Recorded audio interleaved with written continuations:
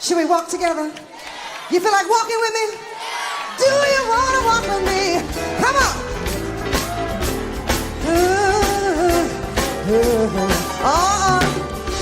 Go on and walk, Ricky. Come on. Do that spiritual walk.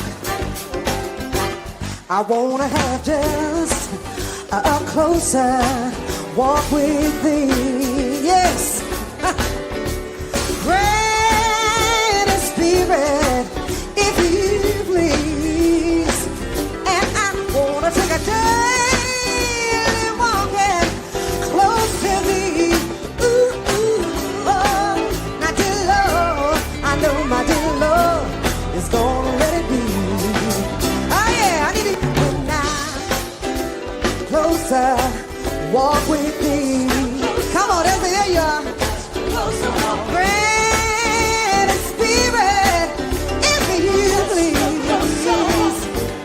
I wanna take a daily walking close to thee. Ooh, ooh, oh, dear Lord is gonna let it be. Let me tell y'all something. Now when I get weak, my spirit stays strong. Your spirit stays strong. You know what? My spirit keeps me from all wrong. And I'll be satisfied as long as I keep on walking. I know I keep walking close to thee. Somebody ought to walk with me. Come on. Let's take a just closer walk with thee. Yes.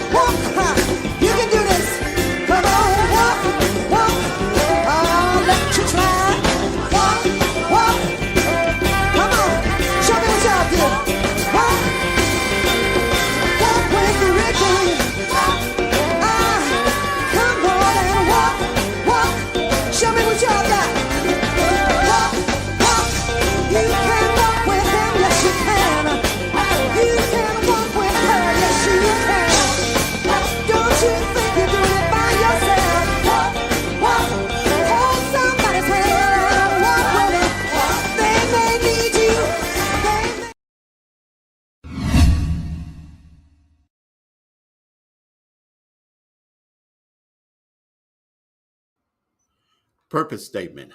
Our purpose is to create a spiritual community that recognizes that there is one presence and one power in the universe, God. Daily, we actively practice this spiritual truth. We open our heart space to each person to acknowledge one another as expressions of God. It is in each other that we see God.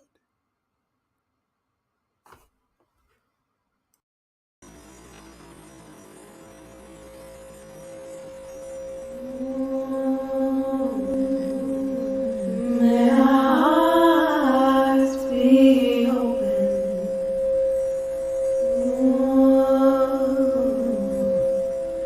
May our hearts be open.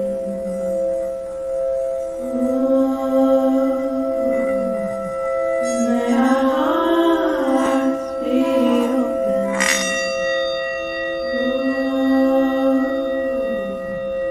May our hearts be open.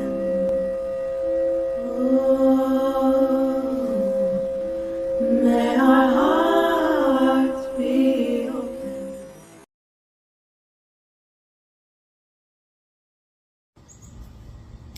Good morning. God, we welcome you among us today as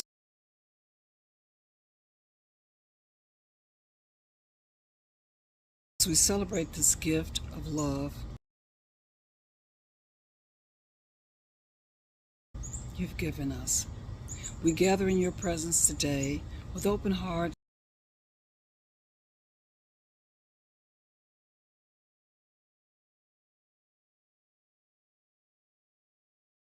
and minds.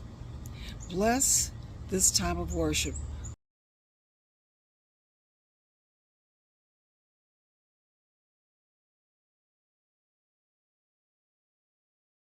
with your grace and your spirit.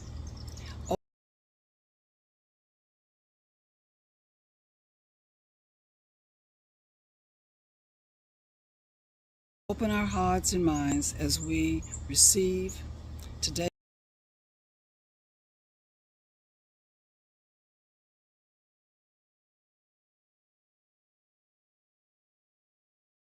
message. We appreciate this opportunity to gather together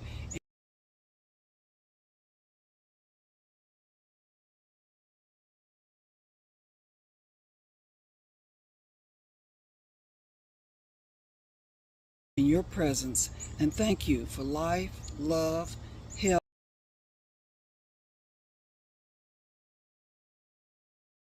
health, family, and friends. Blessings. And so it is.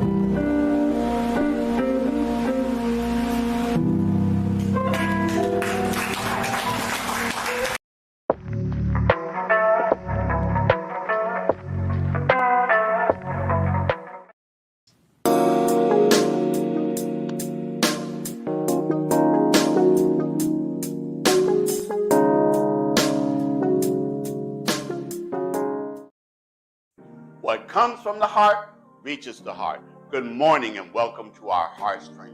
For this Sunday, June the 9th, I'm so glad you've joined us for this morning's Heartstream. We are in the month of June, the second Sunday, and a lot of things that are going on. We know that next Sunday is Father's Day.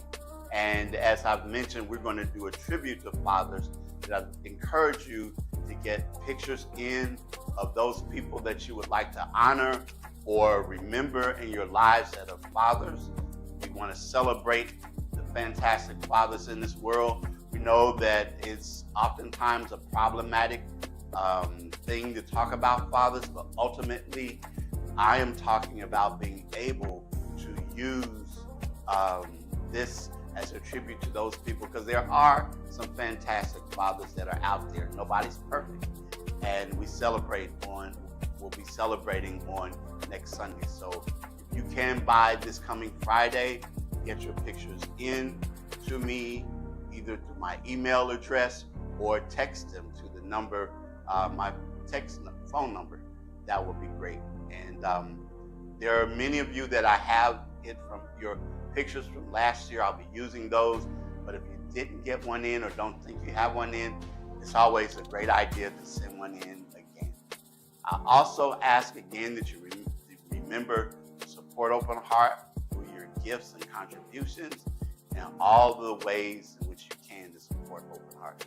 As we look toward Father's Day, just a reminder that the Reverend Adrian Moore of Total Impact Church in Baltimore will be the guest speaker during our Heartstream next week.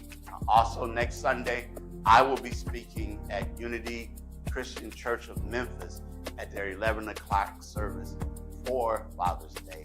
And invite those of you who are in Memphis and who would like to or who can to come out and to join me on that day as we celebrate with our friends at UCCM. And as always, I greet you, I bless you, I see God in you. Our affirmation for the month of June: you are a miracle. I am a miracle, a unique expression of divine love and infinite potential.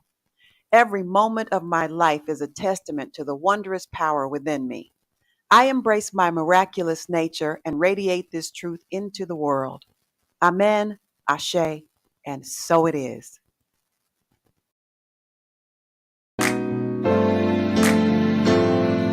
Today is a day like no other day.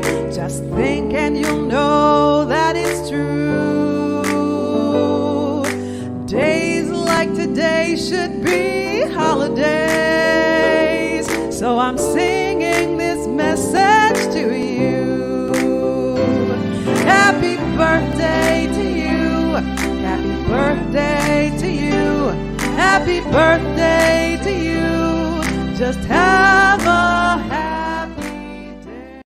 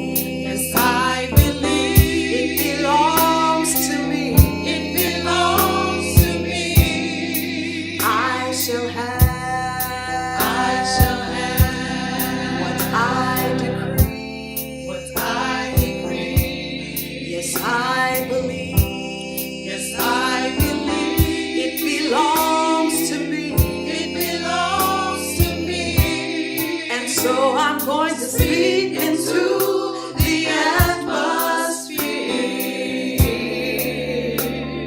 Speak into the atmosphere. Speak into the atmosphere. Let's say it again with conviction. I shall have.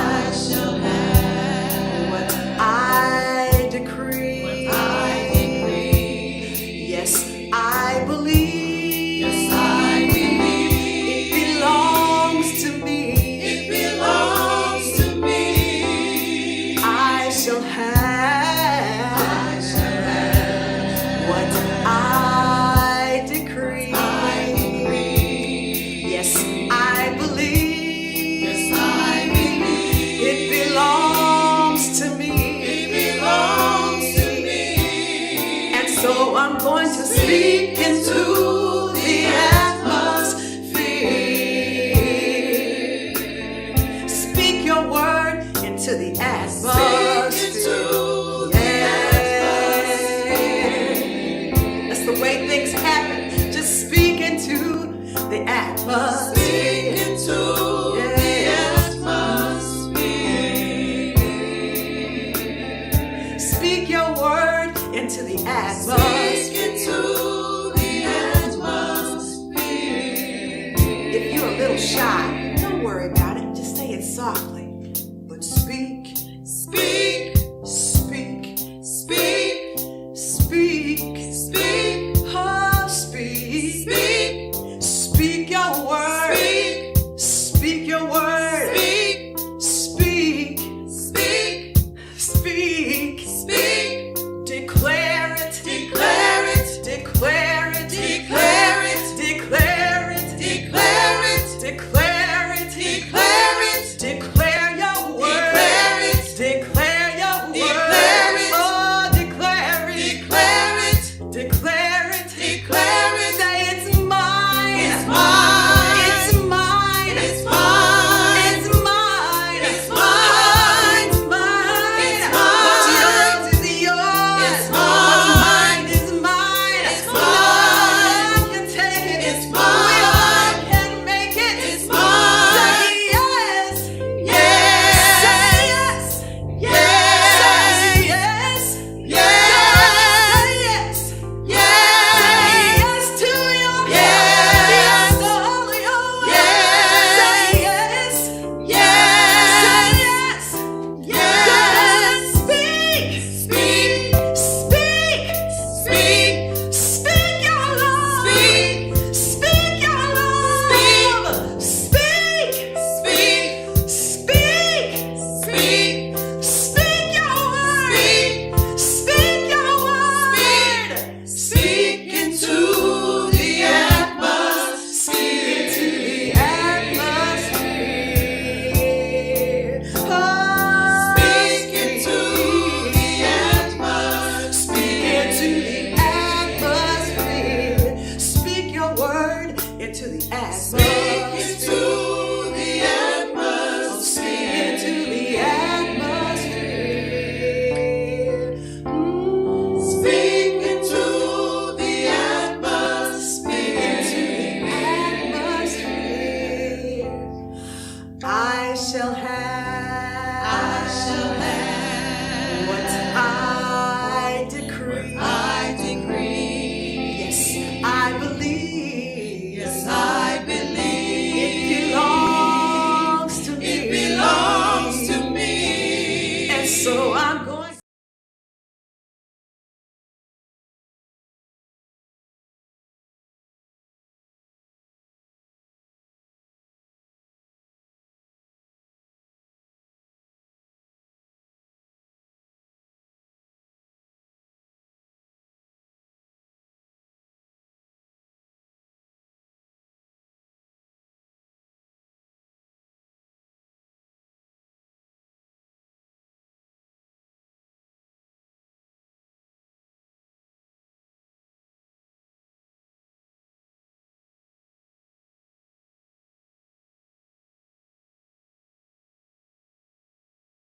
Hi, cousins. So, listen, would you go to work 40 hours, and then let somebody else collect the check? Then tell me why you're expecting someone else to do your inner work for you. Essentially, if you are neglecting the work that you need to do on yourself, but wanting other people, i.e., the people you choose in your romantic life, to come in and somehow save you from the work that you know you need to do on yourself, that is exactly what you're expecting. You are expecting them to do all the work and you collect the check. So this is your friendly reminder to do the work for you. It's the glow for me. Let's take a minute and find out what's happening with Open Heart this week and in the weeks to come. Here are your announcements. At Open Heart, we believe in the power of affirmative prayer. Each and every individual and family you see represented here, we continue to pray for you, Our prayer team each morning remembers you, and we hold the space for you, as well as all of you who are a part of our Open Heart family. There are several ways to give to Open Heart: through our Cash App at OHSC901, online at OHSC901.com, or text the word GIVE to 615-422-4290. A powerful way to start or continue your day is with our daily prayer call. Each morning, at 8 a.m. Central Time, a prayer team member provides an inspirational reading and an affirmative prayer. Join us at 901-586-8755. June is Pride Month, and at Open Heart, we have intentionally been inclusive, and we unhesitatingly and wholeheartedly support our lesbian, gay, bisexual, transgender, non-binary, and queer friends, their rights, their marriages, their pursuits of happiness, and their breath. And this is also true July through May, all year around. We're not new to this, we're true to this.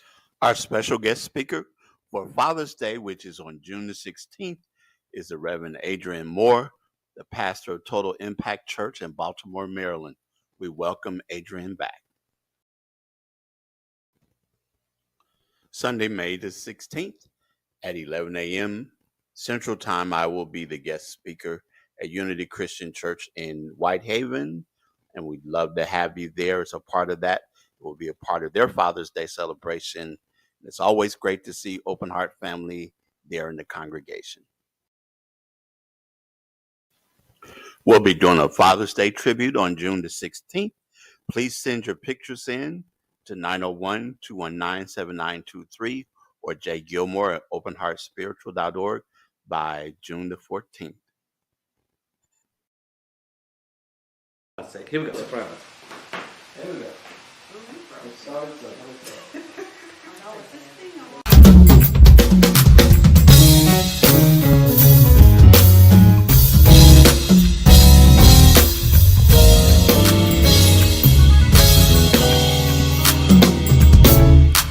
Above my head, I hear music in the air.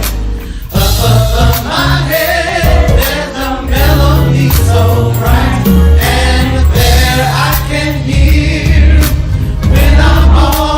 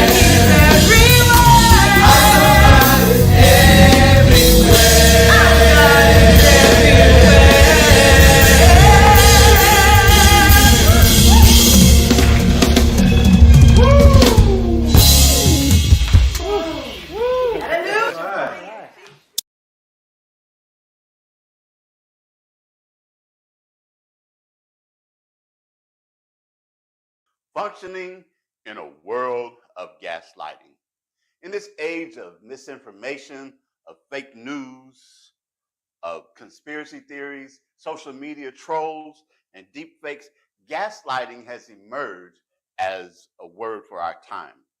A driver of disinformation, disorientation, and mistrust, gaslighting is the act or practice of grossly misleading someone, especially for one's own advantage.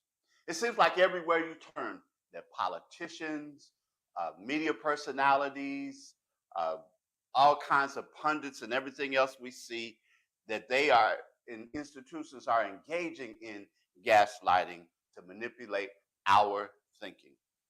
There are a number of ways that people gaslight. A classic example comes from, and my wife and I laugh about this sometimes because there's the musical Chicago, which she actually performed in one of the local productions here. But there's a scene in the musical where a woman comes and catches her husband in bed with another woman. And the husband turns to her and says to her, "Now tell me, are you going to believe what you saw?"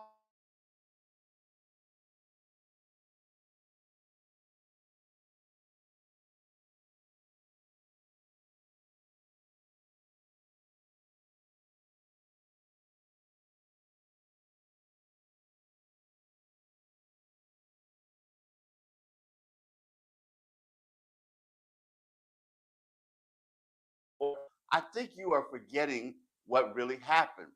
There's withholding, pretending that they don't understand the conversation or refusing to listen to make a person doubt themselves. They might say, "Now you're just confusing me," or "I don't know what you're talking about." There's trivializing or belittling or disregarding how someone else feels. They might accuse a person of being too sensitive, just too sensitive, or overreacting in response to valid and reasonable concerns.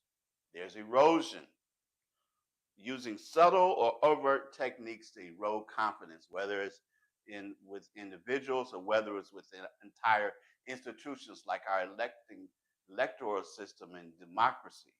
It can also be dismissing racism in response to a complaint from a BIPOC, a Black or Indigenous person of color, or a marginalized individual. Say, "Stop playing the race card," or "This has nothing to do with race. You always bring up race," or "I don't see color." Or reverse victimization, when individuals from privileged backgrounds claim to be victims of racism in response to conversations about racial inequality. We can remember when people would talk about Black Lives Matter, and then people would counter that with "all lives matter," but yet not doing anything to address or really listen to the concerns of people who were talking about the things that led to the whole Black Lives Matter movement. They're performative they're performative pleas that queer people stop shoving their sexuality in our face. When the reality is that conservatives and evangelicals are the ones obsessively fixated on other people's bedrooms and body parts and bathroom choices. They aren't the least bit interested in the totality of people from the LGBTQ community, their complex humanity. They just want to decide their expressions of humanity for them. I was talking just yesterday with a friend of mine who was lamenting the fact of the closure of their favorite Red Lobster location. And the thing that has been going around in the media has been because of the all you can eat shrimp deals that Red Lobster put into place. That's the reason why they have lost money. Many restaurants are having to close without ultimately acknowledging the fact that it was not because of that, but it was because of mismanagement and the fact that the first people who bought the Red Lobster chain from the parent company at the time had no idea, no background in running restaurants. They happened to be the largest shrimp supplier to Red Lobster. And then later, another equity firm bought them out and they sold all the land that the restaurants were located on, and then turned around and charged those same restaurants for being on that property without um, any improvements or anything like that. And that became the thing that sunk a lot of them. But what you hear is it was the all you can eat shrimp deals. that wasn't the major and main factor in that. When we hear about inflation, recognize with inflation, the fact when we look at there are record profits that a lot of the corporations are experiencing and enjoying now the benefits of those are the things that ultimately are driving the prices that we have up because of the corporate greed and providing things for shareholders rather than turning back things for consumers, things that would benefit consumers. Even here in Memphis, there have been a number of businesses, particularly restaurants, that have announced closings in the past few weeks. And what a lot of people will turn to, and even some of them will say, is because of crime. That's the common theme or trope that you hear now. But I know one of the restaurants that people were reacting to, and while they didn't quite come out and say it, there were people that were saying it for me. It was because of crime why they closed. But if you really read people who talk about the restaurant who've actually eaten there, they say it's really because of expensive prices for mediocre food and poor customer service. But again, these examples, and I'm sure you can think of many more examples of gaslighting. And here you and I are trying to live day by day to, as we sing sometimes to start our day with love, peace, and joy. In a perfect world, we do just that. But there are some things that come up. So how do we successfully navigate all of these varied circumstances? And more specifically, how do we as people of science and spirit, or New Thought, Ancient Wisdom, as folks who seriously take the idea of the creative ability of our mind to do it? And it's something that is really important to me to say at this point, because when I look at the fact that there are ways in which we see playing out the idea in our teaching that our thoughts create our reality, that our thoughts create our experiences. And that's what we are seeing played out, because you see, these principles are neutral. They can be applied in ways that are beneficial and life-giving, but they also can be applied in ways that are eroding, ways that can destroy or lessen things. And we're seeing that happen in so many different ways, that as we hear things being said over and over and over again, influence the way in which people think. And then, sometimes I wonder if I'm living in the same country with some individuals who are out here spouting things that are obviously untrue, but still significant percentage of our population believes those things and support the people who are propagating these lies and sending out the propaganda and all of that. Because again, it's neutral. It's like the example that has been used with electricity. Electricity is something that's neutral. It's a power that can be used. That electricity can be used to prepare your breakfast. I think the example I saw someone use one time, it can fry your bacon, but it also can be used to fry a person in the case of an electric chair or something like that. But it's neutral, but it's how people use it that makes the difference. And so there's some things that I want to talk about this morning that I think that are important, that as we navigate this world of gaslighting, as we function in this world of gaslighting, some things that we can do to protect our minds and to do the kinds of things that it is that we need to do. Some of you may be familiar with the name Napoleon Hill, who was an author. His most famous work is Think and Grow Rich, but he had other works, and one of them was Grow Rich with Peace of Mind. And he introduces the idea of using our spiritual defenses in order to protect ourselves from all of the kinds of things that are circulating in these days with regard to gaslighting, with regard to the propaganda, with the lies and the untruths, and the deep fakes and fake news, and all of those things there. And what I want to say, be clear though, that it's not talking about being on the defensive, because a defensive mind is a closed mind. It's frightened, it's full of excuses and evasions, and it's hardly capable to lift its possessor's eye to the far horizons of accomplishment. So there are areas within ourselves where we can withdraw in order to bring about a sense of sanity and a way of saying things. And what Napoleon Hill proposes is, if you think about a castle, a medieval castle, and you think about that there are three sections to that castle that are important.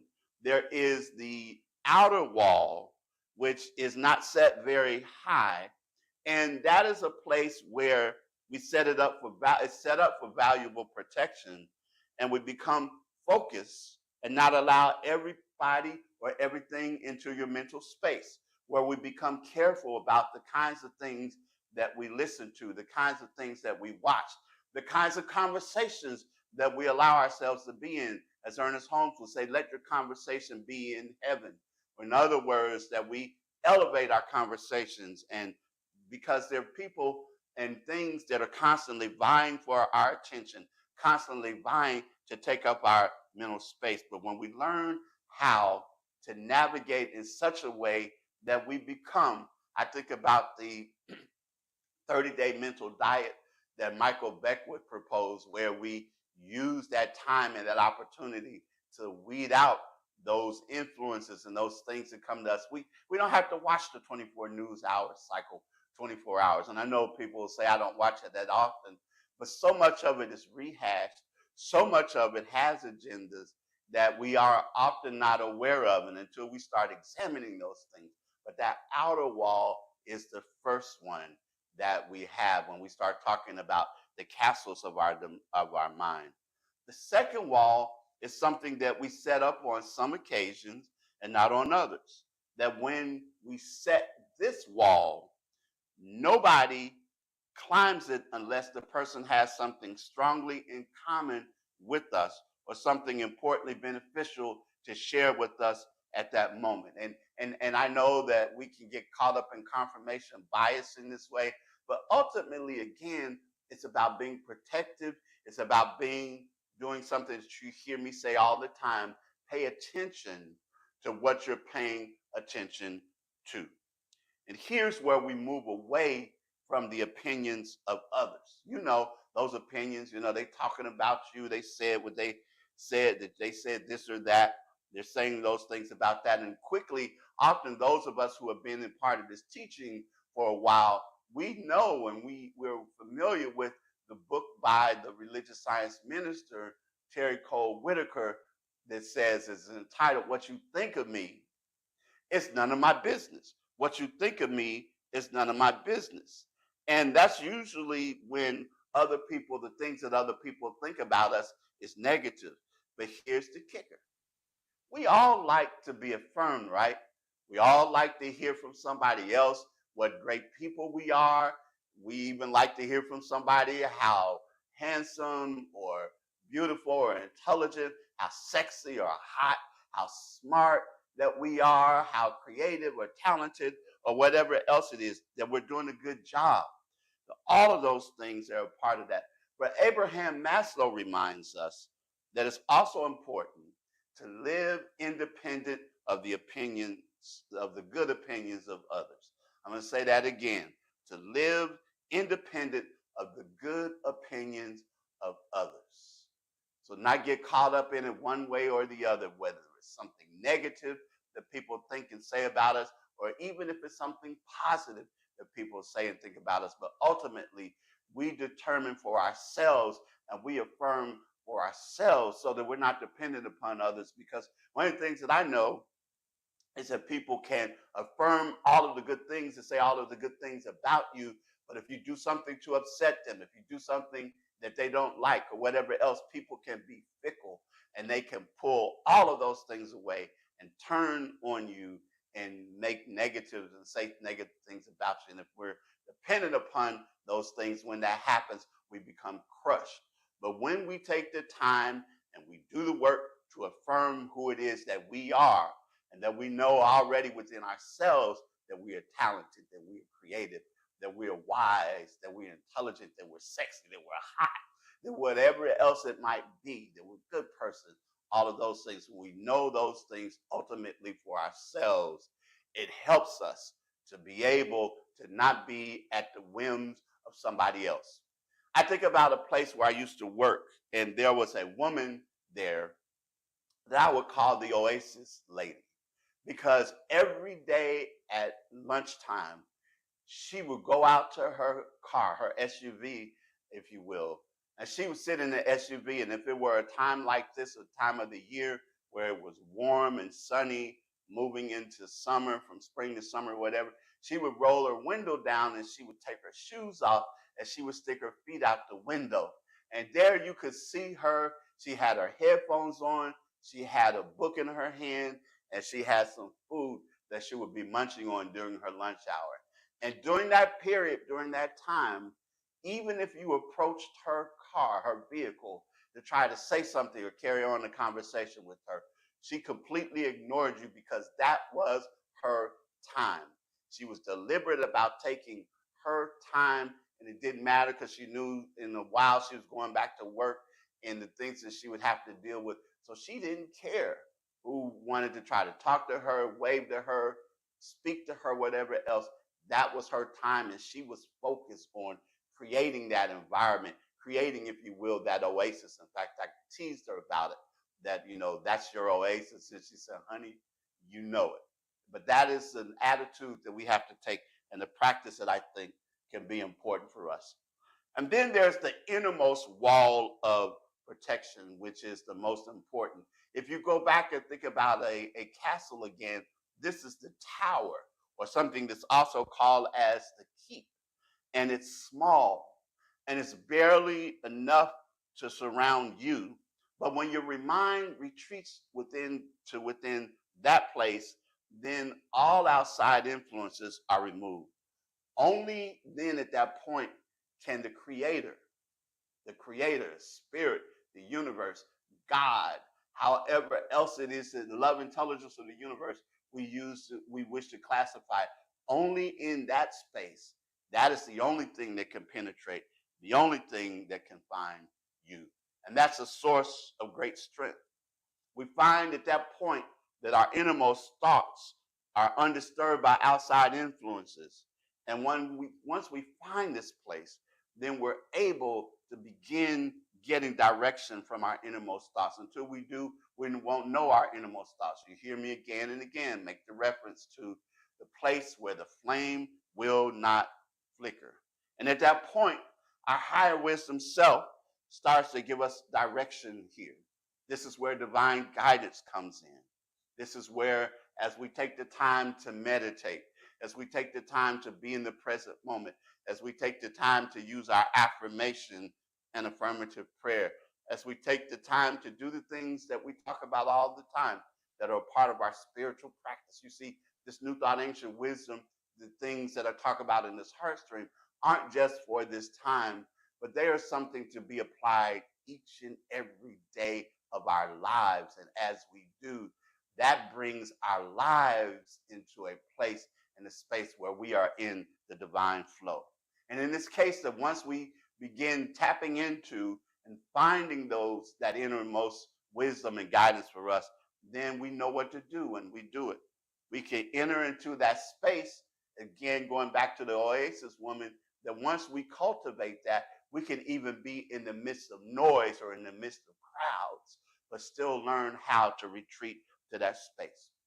One of the most prolific inventors of our time was Thomas Edison. And I know there's some things about Thomas Edison that are problematic, but I won't get into those things. But we do have to acknowledge that without Edison's work, that some of the elements of light and sound and even the movies we have because of him.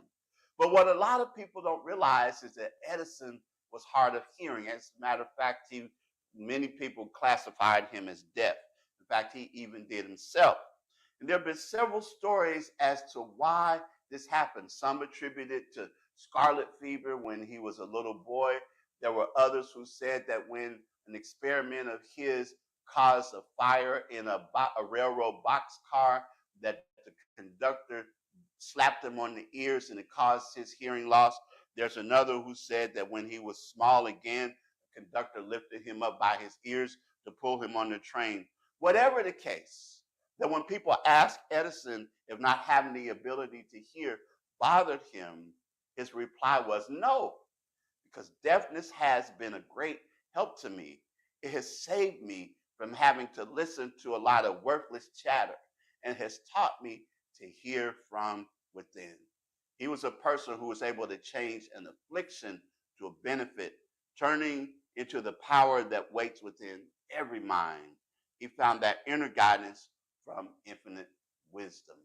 And we can do the same. Don't have to be hearing impaired or deaf, but we can take the opportunity to begin making our innermost thoughts, our inner communion, the most important thing that we value in life. And I've talked about this, the Aramaic meaning of the word prayer is setting your mind like a trap so that you may catch the thoughts of God. That's where we retreat to your inner place and be open to the thoughts of God, to spirit, to inner guidance, to whatever you might call it, where you be able to relax in the castle of your mind.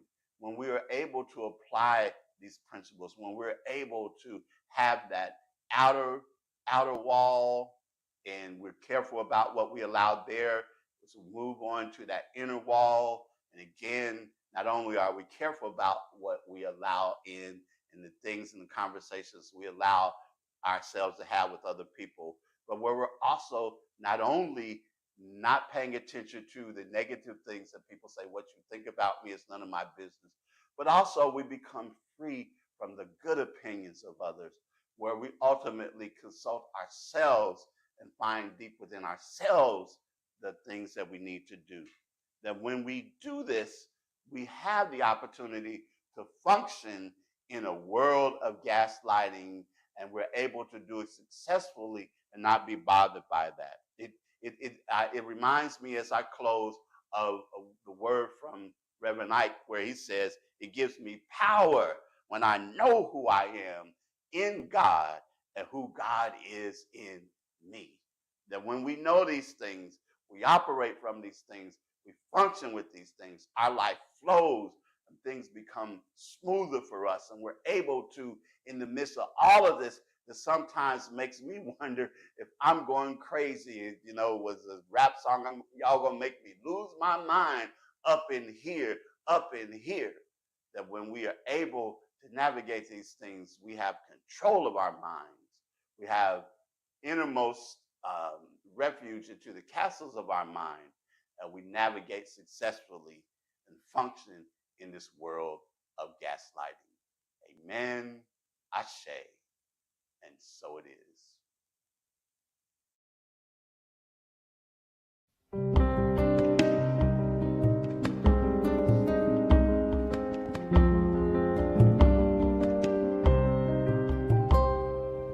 You are the heart, you are the hands, you are the voice of spirit on earth, and who you are and all you do is a blessing to the world.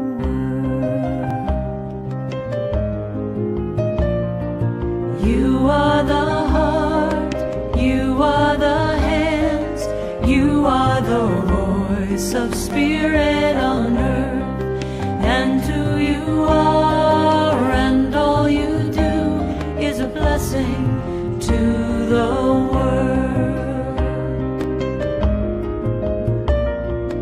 We are the heart, we are the hands, we are the voice of spirit on earth, and who we are and all we do is a blessing to the world. We are the heart, we are the hands, we are the voice of spirit on earth, and who we are and all we do is a blessing to the world. I am the heart, I am the hands, I am the voice of spirit on earth, and who I am and all I do